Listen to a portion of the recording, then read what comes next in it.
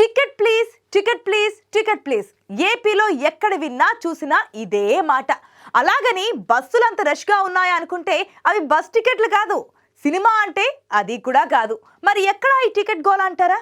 ఇంకెక్కడ అధికార ప్రతిపక్ష పార్టీల్లో ఎన్నికలు దగ్గరవుతున్న వేళ ప్రతి పార్టీ ఆఫీస్ వద్ద టికెట్ ప్లీజ్ మాటే వినిపిస్తోంది. అన్నట్లు ఆ జిల్లాల్లో అయితే ఈ సౌండ్ ఇంకా ఎక్కువగా వినిపిస్తుందట. అదెక్కడో ఈ స్టోరీలో చూద్దాం.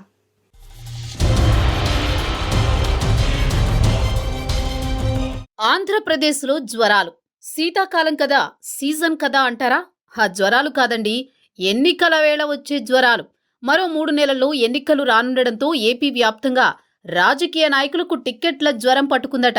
ఆ పార్టీ ఈ పార్టీ అని లేదు, ఆ నాయకుడు ఈ నాయకుడు అని కాదు, అందరికీ ఒకటే జ్వరం. దాని పేరే టికెట్ ఫీవర్. అయితే ఇందులో ఓ తిరకాసు ఉంది.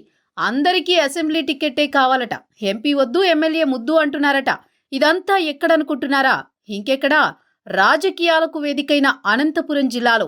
ఈ జిల్లాలోని చిత్రమైన పరిస్థితి ఉందంటున్నారు. అధికార వైసీపీ కంటే ప్రతిపక్ష టీడీపీలోని టిక్కెట్ల గోల ఎక్కువగా ఉండడం ఒకటైతే, ఎంపీ టిక్కెట్ల కంటే ఎమ్మెల్యే సీట్లపైనే పీఠముడి ఎక్కువగా ఉందట.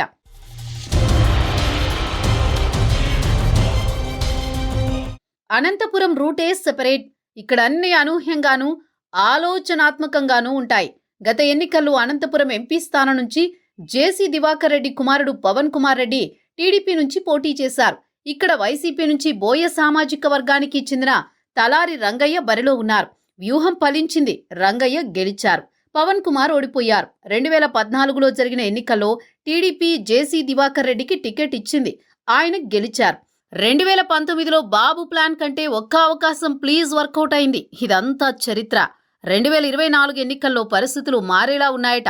ఎందుకంటారా? జేసీ పవన్ కుమార్ రెడ్డి ఓటమి తర్వాత రాజకీయంగా తగ్గారు. బాబాయ్ జేసీ ప్రభాకర్ రెడ్డి, ఆయన కుమారుడు చాలా యాక్టివ్గా ఉన్నారు. నియోజకవర్గాల అందు అనంతపురం వేరయ్యా అన్నట్లు ఇక్కడంతా డిఫరెంట్. అందుకే జేసీ ఫ్యామిలీ ఈసారి బరిలో ఉంటుందో లేదో, ఉంటే టికెట్ వస్తుందో రాదో అనే చర్చ నడుస్తోంది.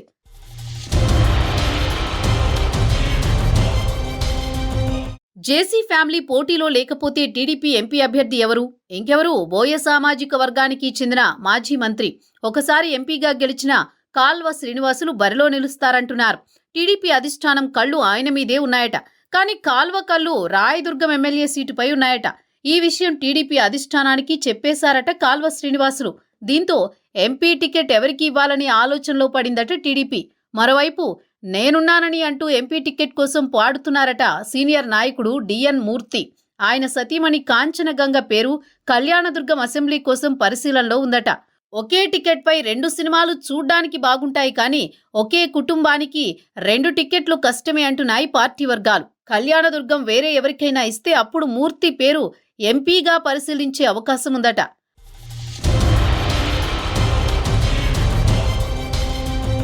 అనంతపురం ఒక్కటే ఇలా గజిబిజిగా లేదట. జిల్లాలో మరో ఎంపీ స్థానం హిందూపురంలోనూ సేమ్ సీన్. 2014 ఎన్నికల్లో బీసీ సామాజిక వర్గ నేతలు నిమ్మల కిష్టప్ప బరిలో నిలిచారు. హిందూపురం టీడీపీకి కంచుకోట. ఆ కోట 2019 ఎన్నికల్లో బీటలు వారింది. వైసీపీ నేత కురుబ సామాజిక వర్గానికి చెందిన పోలీస్ అయిన గోరంట్ల మాధవ్ గెలిచారు. టీడీపీ కూడా కురుబ సామాజిక వర్గానికి చెందిన వారిని ఎంపీగా పోటీ చేయించాలని చూస్తోందట. పెనుగొండ మాజీ ఎమ్మెల్యే పార్థసారథి బరిలో దించాలన్న వ్యూహంతో ఉందట టీడీపీ. పార్థసారథిని అడిగితే ఆయన అబే నా మనసంతా పెనుగొండే అని పాటలు పాడుతున్నారట.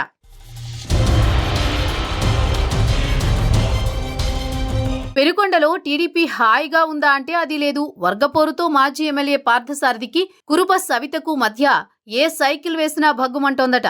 ఇక్కడే చంద్రబాబులో వ్యూహకర్త బయటకొచ్చారు. ఈ ఇద్దరిలో ఒకరిని ఎంపీగా మరొకరిని ఎమ్మెల్యేగా పంపితే సమస్య తీరిపోతుందనుకున్నారు. చంద్రబాబు ఒకటి తలిస్తే ఆ ఇద్దరు మరొకటి తలిచారు. ఠాట్ ఎంపీ వద్దంటే వద్దు అని భీష్మించు కూర్చున్నారట పార్థసారథి సవిత. మరో ట్విస్టు ప్రారంభమైందట. తాను ఎంపీగా వెళ్తే బాగుంటుందని మాజీ ఎమ్మెల్సీ తిప్పేస్వామి అనుకుంటున్నారట. అయితే కురుబలు ఎక్కువగా ఉన్న హిందూపురంలో ఆ సామాజిక వర్గానికే టికెట్ ఇవ్వాలని టీడీపీ అధిష్టానం భావిస్తోంది. కానీ పోటీ చేసేవారే లేరు. మరక మంచిదే అన్నట్లు కోరిక మంచిదే, అభ్యర్థి ఏరి అంటున్నారు తెలుగు తమ్ముళ్లు.